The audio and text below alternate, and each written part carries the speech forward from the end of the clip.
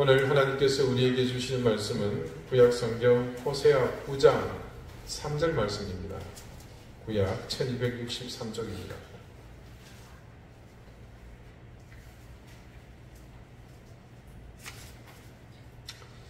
호세아 9장 3절 말씀을 제가 읽겠습니다. 이제 다 같이 자리에서 일어나 하나님의 말씀을 경청하십시오. 그들은 여호와의 땅에 거주하지 못하며 에브라임은 애국으로 다시 가고 아수르에서 더러운 것을 먹을 것이니라. 아멘. 자리에 앉으시기 바랍니다. 하나님께서 이 말씀으로 우리에게 은혜 주시기를 원합니다. 족보를 보면 아브라함이 이삭을 낳았고 이삭은 에스와 야곱 쌍둥이를 낳았습니다. 물론 이분들이 직접 낳은 게 아니고 그분들의 부인이 낳았죠. 지금 새벽기도의 본문이 야곱의 일생 중 거의 끝 무렵에 해당하는 부분입니다. 이 야곱이 참 특별한 사람인데 그가 특별한 이유는 이 사람의 행적이 다른 믿음의 조상들보다는 참 유별나기 때문입니다. 태어날 때부터 쌍둥이 형의 발 뒤꿈치를 잡고 태어서 나왔습니다. 보통은 이 쌍둥이 경우 맞이가 나오고 텀을 좀 두고 그 다음에 둘째가 나오기 마련입니다. 그런데 야곱은 달랐습니다. 태에서 나가는 다른 쌍둥이를 제치고 먼저 나올 요량으로 발 뒤꿈치를 잡았다는 건데 아마도 산파들이 그 모습을 보고 기겁을 하지 않았을까 싶습니다. 그래서 산파들이 그 사실을 깊이 각인했고 그 사실이 얼마나 충격적이었던지 둘째 아이의 이름을 그 충격적인 장면을 그대로 담은 이름으로 야곱이라 짓게 됩니다. 그렇게 뭘 아는지 모르는지 철도 들기 전의 일인데 그것이 그냥 그런 것이 아니라 본능적으로 그랬다는 것이 삶을 통해 입증되었습니다. 결국 동생의 욕심이 최고조에 다다랐을 때 조성, 얌전하게 얘기 안 드려?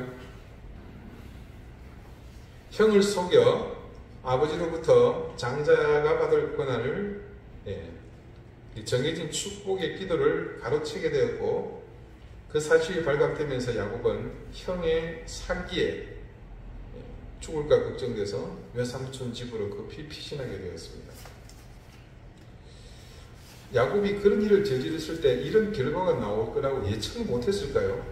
어떻게 보면 좀 등신 같기도 하고 그렇죠?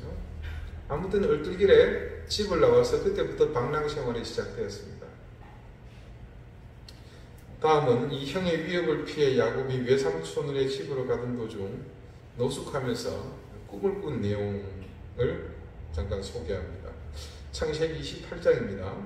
야곱이 브엘세바에서 떠나 하란으로 향하여 가더니 한 곳에 이르러는 해가 진지라 거기서 유숙하려고 그곳에 한 돌을 가져다가 베개로 삼고 거기 누워 자더니 꿈에 본 적 사닥다리가 땅 위에 서 있는데 그 꼭대기가 하늘에 닿았고 또 본 적 하나님의 사자들이 그 위에서 오르락 내리락 하고 또 본 적 여호와께서 그 위에 서서 이르시되 나는 여호와니 너의 조부 아브라함의 하나님이요 이삭의 하나님이라. 네가 누워있는 땅을 내가 너와 네 자손에게 주리니 네 자손이 땅에 티끌같이 되어 네가 서쪽과 동쪽과 북쪽과 남쪽으로 퍼져나갈지며 땅의 모든 족속이 너와 네 자손으로 말미암아 복을 받으리라. 내가 너와 함께 있어 네가 어디로 가든지 너를 지키며 너를 이끌어 이 땅으로 돌아오게 할지라. 내가 네게 허락한 것을 다 이루기까지 너를 떠나지 아니하리라 하신지라. 야곱이 잠이 깨어 이르되 여호와께서 과연 여기 계시거늘 내가 알지 못하였도다. 이에 두려워하여 이르되 두렵도다 이곳이여 이것은 다름 아닌 하나님의 집이요 이는 하늘의 문이로다 하고 야곱이 아침에 일찍 일어나 베개로 삼았던 돌을 가져다가 기둥으로 세우고 그 위에 기름을 붓고 그곳 이름을 베델이라 하였더라. 이 성의 옛 이름은 루스더라. 꿈의 내용은 실로 엄청난 것이었습니다. 야곱이 하나님의 사자들이 사닥다리를 타고 하늘과 땅을 오르내리는 것을 보았습니다. 그런데 더 놀라운 것은 그 중심에 하나님이 서 계시는 것이 아니겠습니까? 야곱의 속으로 얼마나 놀랐겠습니까? 그냥 만나도 보통 일이 아닌데 지금 자신이 어떤 처지에 있습니까? 문제를 일으켰죠. 그래서 도주하고 있는 그런 처지입니다. 외삼촌에게 일신을 의지하려고 그렇게 가는 길인데 꿈에 나타나신 하나님은 책망이나 꾸지람을 하시는 것이 아니라 생전에 자기가 할아버지 무릎에서 아버지에게서 들었던 그 얘기, 하나님께서 우리에게 이런 약속을 해주셨단다. 너희 할아버지에게, 나에게. 그 이야기를 지금 자신이 직접 듣게 된 겁니다. 그런 사실을 하나님에게서 들었다는 사실도 놀랍지만 이제 그것을 누구를 통해서요? 자신을 통해서. 그래서 책망이나 꾸지람이 아니라 이 야곱에게 어디로 가든지 함께 하시겠다는, 복을 주시겠다는 그런 하나님의 말씀을 지금 자신에게 했다는 것은 더 큰 충격이었습니다. 분명 꿈입니다. 그러나 그것은 결코 가벼운 일이 아니었습니다. 하나님이 나타나신 그 일은 비록 꿈일지라도 누구든 한번 경험한 사람은 평생 잊지 못할 겁니다. 야곱은 잠에서 놀라 깨어나서 그런 충격적인 경험에 이렇게 반응합니다. 야곱이 잠이 깨어 이르되 여호와께서 과연 여기 계시거늘 내가 알지 못하였도다. 이에 두려워하여 이르되 두렵도다 이곳이여 이곳은 다름 아닌 하나님의 집이요 이는 하늘의 문이로다 하고. 자, 야곱이 내뱉은 첫 마디가 뭡니까? 여기가 하나님이 함께 하셨던 곳이다. 하나님이 계셨다는 말입니다. 그리고 그런 사실에 못을 박듯 덧붙여 말하기를 이것은 다름 아닌 하나님이 계시기 때문에 하나님의 집이요 이는 하늘의 문이로다 라고 했습니다. 그리고 그런 고백에 멈추지 않고 야곱은 그것을 행동으로 옮기는데 그것을 말씀은 이렇게 증언합니다. 야곱이 아침에 일찍 일어나 베개로 삼았던 돌을 가져다가 기둥으로 세우고 그 위에 기름을 붓고 그곳 이름을 베델이라 하였더라. 이성의 옛 이름은 루스더라. 자신이 노숙하며 베고 잤던 그 돌을 세우고 그 위에 기름을 부었습니다. 그리고 이곳을 하나님의 집이라는 뜻으로 벳엘이라 불렀습니다. 자, 이 시점에 여러분에게 한 가지 질문을 해보겠습니다. 이곳이 정말 하나님의 집일까요? 네, 그렇지 않습니다. 이곳은 하나님의 집이라고 할 수 없습니다. 하나님에게 집의 유무를 적용하는 것은 타당하지 않기 때문입니다. 우주 만물을 창조하고 다스리시는 하나님, 이 우주 만물의 주인이신 그분에게 집이 있으리 만무하기 때문입니다. 자, 그런 내용을 알 수 있는 구약의 말씀이 있습니다. 사무엘하 7장에 기록된 말씀입니다. 여호와께서 주위의 모든 원수를 무찌르사 왕으로 궁에 편안히 살게 하신 때에 왕이 선지자 나단에게 이르되, 여기서 왕은 다윗입니다.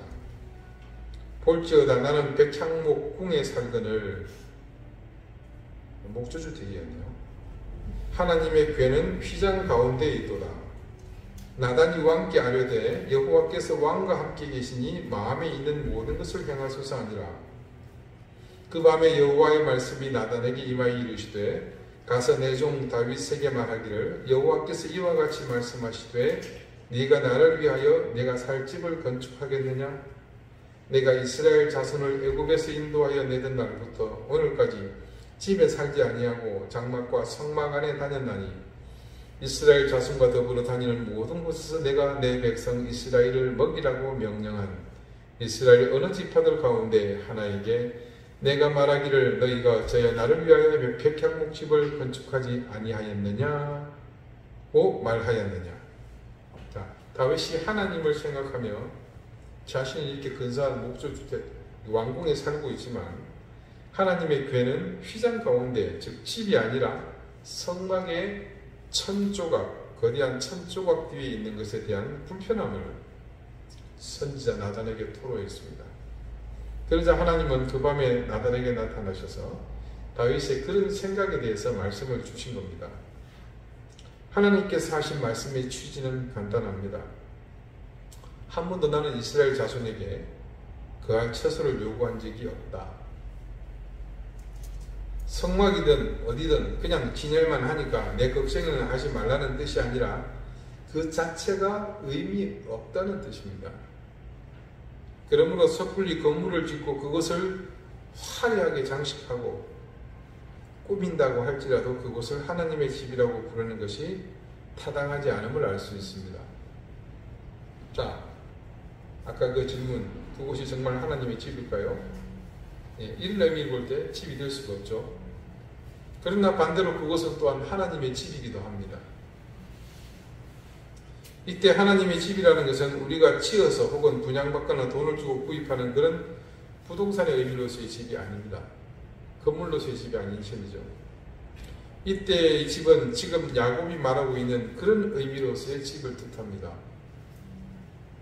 야곱은 자신이 꾼 꿈에 하나님이 서 계신 것을 보았고 그곳에서 자신에게 미래의 일을 말씀하시며 복을 선포하신 사실에 기초해서 그곳이 하나님의 집이라는 말을 했습니다. 이때 야곱이 말한 하나님의 집, 베델의 의미는 바로 그런 뜻입니다. 이곳이 후일에는 계속해서 베델로 불리게 되었습니다. 그런데 말씀의 끝이 뭐라고 그러죠? 그 땅의 이름은 원래 뭐였다고요? 루스라고 말하고 있습니다. 그 땅의 이름이 이전에 없었던 게 아닙니다. 말씀은 그곳이 루스라는 이름을 가진 땅이었다고 증거하고 있습니다. 그렇다면 이때 야곱이 말한 베델이라고 하나님의 집이라는 의미를 부여한 것은 장소의 개념이 아니었음을 알 수 있습니다. 그것은 영토의 의미, 땅의 의미가 아니라 주권의 의미를 담고 있었던 것입니다. 그리고 더 나아가 여호와 하나님, 천지 만물을 창조하시고 지금도 다스리시는 하나님의 주권이 상징적으로 나타난 그 사실에 주목하고 있다고 봐야 할 것입니다. 지난주에 보았던 본문 말씀이지만 오늘 한 절 따로 떼어냈습니다. 이 본문의 말씀에서 아주 특별한 용어가 등장하죠. 이게 바로 오늘 설교 말씀의 본문 제목입니다. 여호와의 땅. 야곱이 그곳이 임재하신 하나님, 그 상황을 두고 베델이라고 이름했듯 여호와 하나님의 통치가 있는 곳을 의미하는 또 다른 이름을 오늘 호시아는 그곳을 여호와의 땅이라고 부르고 있습니다. 이 여호와의 땅이 말하는 개념은 이미 두 주에 걸쳐서 우리가 이스라엘의 향후 운명과 연관된 의미를 간접적으로 알게 되었습니다. 성경에는 여호와의 땅이라는 이 표현이 이곳 호시아를 포함해서 총 4번 등장합니다. 제일 먼저 등장하는 곳이 이사야 14장입니다. 1절과 2절인데요. 여호와께서 야곱을 긍휼히 여기시며 이스라엘을 다시 택하여 그들의 땅에 두시리니 나그네 된 자가 야곱 족속과 연합하여 그들에게 예속될 것이며 민족들이 그들을 데리고 그들의 본토에 돌아오리니 이스라엘 족속이 여호와의 땅에서 그들을 얻어 노비로 삼겠고 전에 자기를 사로잡던 자들을 사로잡고 자기를 압제하던 자들을 주관하리라. 자, 이 이사야의 말씀을 따르면 두 가지 땅이 지금 등장합니다. 처음은 여호와께서 야곱을 긍휼히 여기시며 이스라엘을 다시 택하여 그들의 땅에 두시리니. 두 번째 땅은요, 민족들이 그들을 데리고 그들의 본토에 돌아오니 이스라엘 족속이 여호와의 땅에서라고 할 때 이 땅입니다. 의미를 보아서 짐작하시겠지만 이스라엘은 자신의 땅에서 범죄하여 하나님의 징계로 실제로 그 땅에서, 여기서 땅이라는 것은 그 부동산입니다. 걔네들이 집 짓고 살고 있는 그 땅. 그 나라가 속해 있는 영토로서의 땅을 의미합니다. 그곳에서 모두 포로로 잡혀 바벨론으로 갑니다. 자, 이사야는 유다를 향한 예언이기 때문에 이스라엘, 북이스라엘이 아니라 남유다입니다. 그래서 바벨론으로 끌려갔죠. 실제로 문자적으로도 그들은 자신의 터전에서 끌려가게 되니까 그들의 땅에서 쫓겨난 셈입니다. 말씀은 그런 의미로 그들이 쫓겨난 그 땅에, 자신들이 살던 그 땅에 하나님이 그들을 회복하셔서 지금 걔들이 어디 있죠? 바벨론에 잡혀갔잖아요. 이게 바벨론이 망하고 메대가 망하고 페르시아가 되거든요. 바사가 되거든요. 자, 그 바사에, 이게 원래는 바벨론이었지만 그 이제 바사에서 통치자인 왕의 명령으로 돌아와 그 땅에 다시 그들이 있게 됩니다. 그리고 그 다음 말하는 여호와의 땅은 이제 하나님의 통치로 회복되어 돌아오게 된 그 땅, 조금 전 말씀드린 그 땅이 단지 영토적인 의미만이 아니라 실제로 하나님의 주권이 다시 통치하게 된 곳, 바로 이제 이 땅이 여호와의 땅이 되었다는 것을 말하고 있는 겁니다. 여기서 여호와의 땅이 가진 의미는 분명하죠. 자, 두 번째는 에스겔에서 등장합니다. 에스겔 36장입니다. 그들이 이른바 그 여러 나라에서 내 거룩한 이름이 그들로 말미암아 더러워졌나니 곧 사람들이 그들을 가리켜 이르기를 이들은 여호와의 백성이라도 여호와의 땅에서 떠난 자라 하였습니다. 에스겔이 말하는 여호와의 땅은 더욱 분명합니다. 여기서는 여호와의 땅과 그곳에 살고 있는 여호와의 백성 간의 상관관계도 분명하게 못 받고 있는 것을 볼 수 있습니다. 내용은 그거죠. 제 아무리 하나님의 백성이라고 하더라도 영원히 그분의 통치 아래에 머물 수 있는 것이 아니라 여호와의 백성이라도 여호와의 땅에서 떠난 자라 하였습니다. 이 말씀이 증가하는 것과 같이 이 같은 신세가 될 수 있음을 에스겔이 분명히 하고 있습니다. 사실상 에스겔은 바로 그런 형편에 처해서 여호와의 백성이었던 그들이 여호와의 땅에서 쫓겨나 바벨론에 머물고 있었을 때 기록된 예언의 말씀이었습니다. 이들은 영토의 의미에서의 여호와의 땅에서도 쫓겨났지만 실제로는 하나님의 통치 아래에서도 쫓겨난 신세였습니다. 그리고 마지막 여호와의 땅은 스가랴 9장에 등장합니다. 이날에 그들의 하나님 여호와께서 그들을 자기 백성의 양떼같이 구원하시리니 그들이 왕관의 보석같이 여호와의 땅에 빛나리로다. 스가랴의 말씀은 이스라엘이 다시 회복해서 하나님이 구원해 주셔서 회복될 미래의 이야기를 예언하고 있는데 그 내용의 그 회복의 내용이 상징적인 왕관의 보석같이 빛날 것이라고 증거합니다.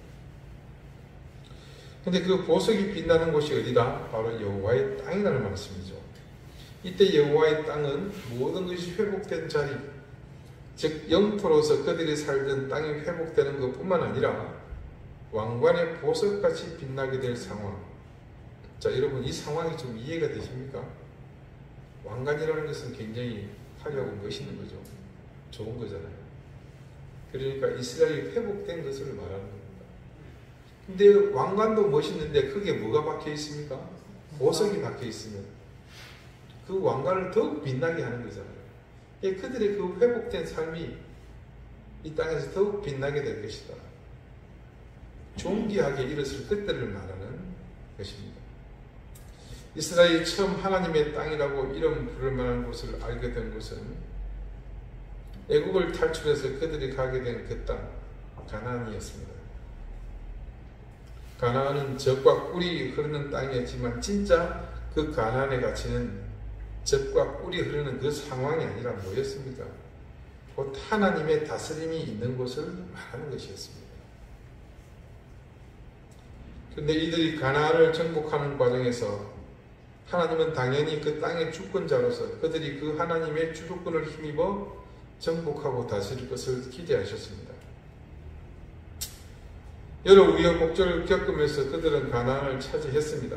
그런데 영토적 의미의 정복은 이루어지는지 모르겠으나 정작 하나님께서 원하시는 하나님의 다스림으로 이루어질 온전한 정복, 그곳이 여호와의 땅이 되게 하는 데는 실패했습니다.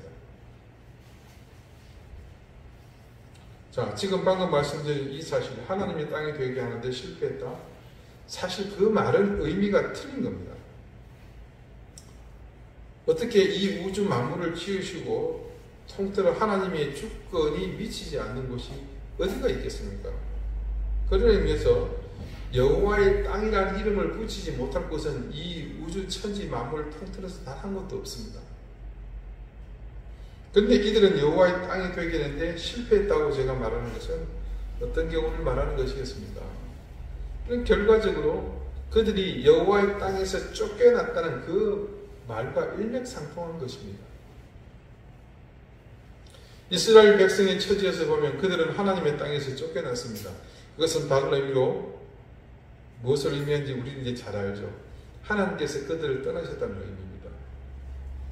결국 이는 하나님의 통치가 위치를 이동하고 구역이 제한되는 그런 뜻이 아니라 이스라엘의 행동에 따라 결정되는 그들에게 적용되는 하나님의 영적 다스림과 관련된 문제였습니다. 자, 다시 야곱의 이야기로 돌아가 봅시다. 야곱이 외삼촌 집으로 가다가 노숙했던 루스 땅의 그곳은 그냥 광야일 뿐입니다. 그런데 오늘까지 그곳을 베델이라 하나님의 집이라 부르는 것은 그곳이 하나님이 거하실 만한 정말 기가 막힌 풍경, 아니면 그 땅에서 뭐 석유가 나오든지 아니면 뭐 미네랄 워터가 나오든지 그런 곳이어서가 아닙니다. 그곳을 하나님의 집이라고 부른 단 하나의 이유는 뭡니까? 오직 자기 조상 야곱의 꿈 때문이었습니다. 누가 옆에서 함께 지켜본 환상도 아니고 같이 경험한 이적을 두고서 기억하도록 결정한 것도 아닙니다. 그런데도 이토록 강력한 이름 하나님조차 기거하실 집이라는 것에 대해 수긍하지 않았던 그 하나님의 집이라는 이름을 부여한 것은 그만큼 그 경험이 귀한 것이기 때문입니다. 하나님께서도 스스로 인정하시지 않은 당신의 집이라는 이 개념을 야곱이 과감히 선포할 수 있었고, 그리고 그 이름이 오늘까지 모든 이들에게 강력하게 기억하게 된 하나님의 집 베델이 된 이유는 단 한 가지, 야곱이 그곳에 함께 하시는 하나님을 깨닫게 된 그 순간 때문이었습니다. 그리고 하나님이 함께 하시는 그 순간, 그것이 얼마나 소중한 것인지, 얼마나 무겁고 엄중한 것인지 우리는 지난 몇 주 전부터 반복해서 깨닫게 되었습니다. 오늘 본문의 말씀을 같이 한번 봅시다. 그들은 여호와의 땅에 거주하지 못하며 에브라임은 애국으로 다시 가고 아수르에서 더러운 것을 먹을 것이니라. 오늘 말씀 이 한 절은 하나님의 임재, 하나님의 동행하심, 하나님의 다스리심이 어떤 의미인지를 너무나 또렷이 전해주는 말씀이 아닐 수 없습니다. 내가 처한 모든 상황, 내 인생의 모든 순간, 숨 쉬는 찰나의 순간조차도 내가 서 있는 모든 것이 하나님의 손길이 함께 하시고 그분이 통치하신다는 사실을 우리가 왜 깨닫고 그 하나님을 향해 시선을 집중해야 하는지 뼈에 사무치도록 선언하고 있는 말씀이라고 할 것입니다. 여호와 하나님을 배신한 그들, 자신들이 처한 모든 상황에서 그들 민족의 모든 역사의 순간순간마다 숨쉬는 모든 순간 그들의 모든 걸음에서 외면당하신 하나님은 그들을 마침내 당신의 땅에서 쫓아내셨습니다. 구약의 선지자들이 증언하는 그들은 더 이상 하나님의 땅에 머물러 있을 어떤 이유도 명분도 없었습니다. 에브라임은 애국으로 다시 가고, 그래서 하나님은 그들을 원래 그들이 있던 곳으로 보내시겠다고 하십니다. 아수르에서 더러운 것을 먹을 것이니라.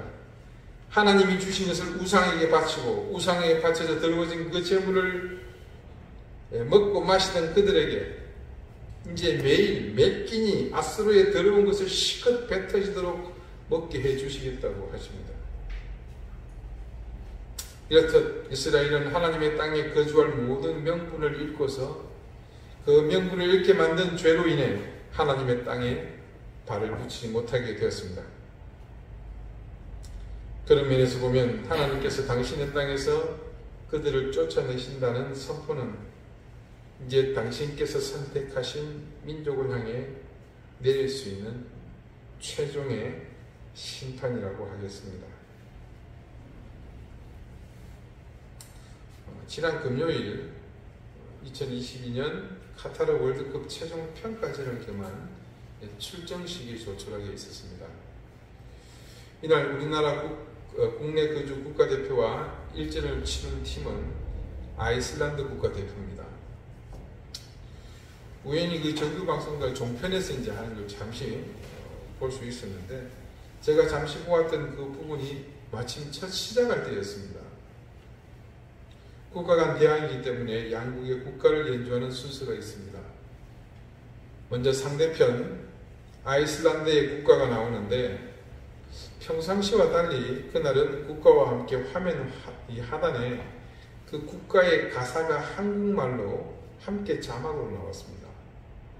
그런데 이 아이슬란드 국가의 가사가 뜻밖에도 놀라운 내용들로 이루어져 있었습니다.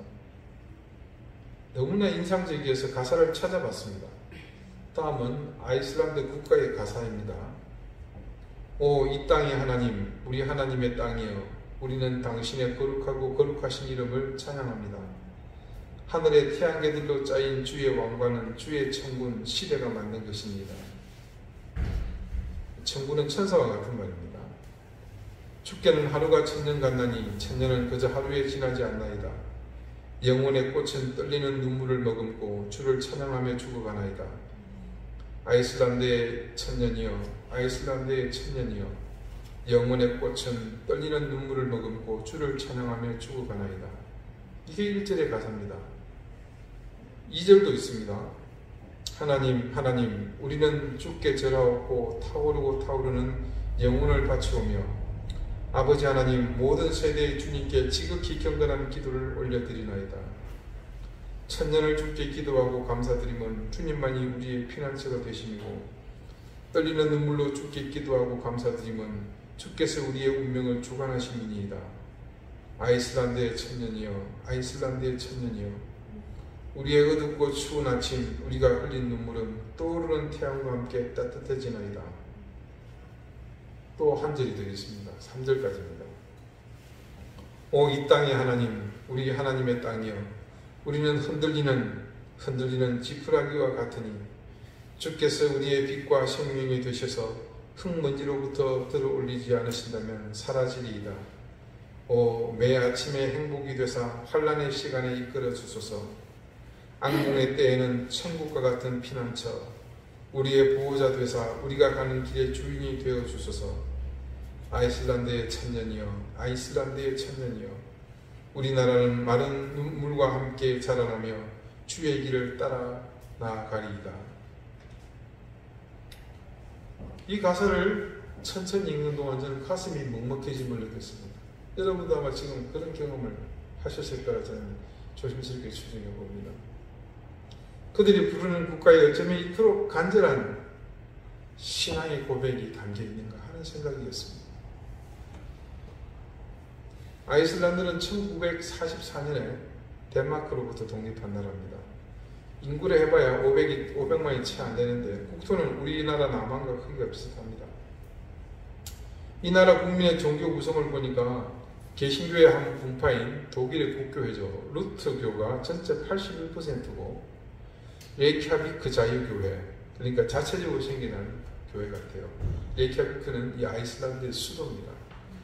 그 레이캬비크 자유교회 교인이 2.1%, 카톨릭의 나머지 2%입니다. 그러니까 거의 국민 절대다수가 기독교인이 셈입니다. 그러다 보니 국가에 이렇게 성경의 말씀이 바탕이 된 가사가 주를 이룰 수 있었던 것으로 보입니다. 방금 읽었던 이 가사는 오늘 우리가 마주하는 멸망에 가는 이스라엘과 너무나 대조를 이루고 있습니다. 아이슬란드 국민들은 하나님의 시간에 찰나와 순간과 같은 천년의 세월을 하나님께 온전히 의뢰하노라고 고백하고 있습니다. 그러면서 철저히 하나님의 손길 앞에 자신의 모든 것을 다 바쳐 하나님만 바라보느라 노래합니다. 1, 2, 3절 매 절의 마지막 가사는 너무나 감동적입니다. 1절은요, 영혼의 꽃은 떨리는 눈물을 머금고 주를 찬양하며 죽어가나이다. 2절은요, 우리의 어둡고 추운 아침 우리가 흘린 눈물은 떠오르는 태양과 함께 따뜻해지나이다. 3절입니다. 우리나라는 마른 눈물과 함께 자라나며 주의 길을 따라 나아가리이다. 여러분, 어떤 민족이 이같이 하나님을 향해서 자신들의 신앙을 고백할 수 있겠습니까? 하나님께서 그들과 동행하심을 믿지 않았다면 결코 이런 고백을 할 수는 없을 것입니다. 매절 반복되는 동일한 가사가 있죠. 아이슬란드의 천년이여, 아이슬란드의 천년이여. 그것은 자신의 먼지 같은 그 보잘것없는 순간조차도 하나님께 온전히 붙들리기를 바라는 그런 열망이었을 것입니다. 우리의 천년이라는 가늠하기 어려운 세월이 하나님께는 찰나의 순간인 하루 같다는 것은 우리가 바라보고 발로 밟는 거대한 땅조차도 하나님께는 한 점 먼지 같다는 말과 같은 뜻 아니겠습니까? 사랑하는 우리 이든교회의 교우 여러분, 지금 여러분이 밟고 있는 땅은 누구의 땅입니까? 여러분이 향유하고 있는 이 모든 순간은 또 누구의 시간입니까? 여호와 하나님께 겨우 하루에도 미치지 못할 찰나와 같은 우리의 전 인생에서 여러분은 무엇을 얻기 위해 발버둥을 치십니까? 우주 만물을 창조하신 하나님께는 먼지보다 작은 그 숨이 가쁘도록 이리저리 정신없이 뛰어다니면서 밟고 또 밟는 여러분의 모든 그 지경에서 무엇을 얻으려 하십니까? 저는 여러분의 모든 순간, 여러분의 모든 상황, 그리고 여러분의 모든 호흡과 걸음이 모두 하나님의 것이 되기를 바랍니다. 그 모든 것이 하나님의 것이 되는 길은 오직 하나, 우리의 모든 수고와 애씀이 하나님을 바라보며 그분을 향해 시선이 고정된 채로 나가는 그때뿐입니다. 그래서 적어도 우리 이든교회의 교우들께서는 찰나에 불과한 우리의 인생, 그 모든 인생을 통해 그리고 먼지 같은 우리의 모든 지경에서 여호와 하나님 한 분만을 바라보는 그런 지혜를 얻을 수 있기 바랍니다. 그 지혜로 이제껏 살던 그 삶의 방법은 모두 버리고 한 분도 빠짐없이 모두 여호와의 땅에 영원토록 영주권을 얻어 거주하는 참 하나님의 백성이 되시기를 간절히 바랍니다. 오직 여호와 하나님만이 여러분의 온전한 주인이 되시기를 바랍니다. 여러분의 일생이 그래서 단 한순간도 하나님의 땅을 벗어나지 않는 온전한 하나님의 다스림 안에 거하는 그런 귀한 인생이 되시기를 바랍니다. 기도드리시겠습니다. 여호와 하나님이 약속하신 가나안을 차지한 이스라엘이 결국은 그 땅에서 쫓겨나는 신세가 되었습니다. 이 세상의 어떤 것도 하나님의 손길에 붙들리지 않는다면 반드시 하나님의 땅에서 퇴출당함을 깨닫게 해주셔서 감사드립니다. 그 옛날 선민 이스라엘이 그랬던 것처럼 이 시대 하나님의 자녀를 자처하는 우리가 그 전철을 밟지 않게 해주십시오. 우리의 모든 호흡과 찰나의 한순간까지도 모두 하나님께 붙들린 인생이 되게 해주십시오. 그래서 우리가 밟고 서는 모든 곳이 여호와의 땅이 되게 하셔서 우리 인생은 오로지 하나님의 길에만 서는 인생 되게 해주십시오. 예수 그리스도 이름으로 기도드립니다. 아멘.